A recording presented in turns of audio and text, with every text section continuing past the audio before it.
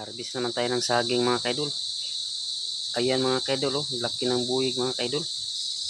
Yan ang i-harvestin natin ngayon mga kaidol. Ayan mga kaidol.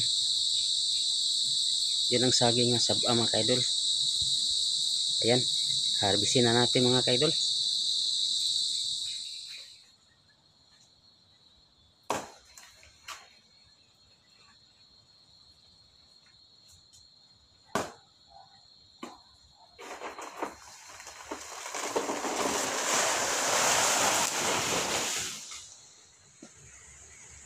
Ayan mga kaidol, ito na yung na-harvest ko mga kaidol.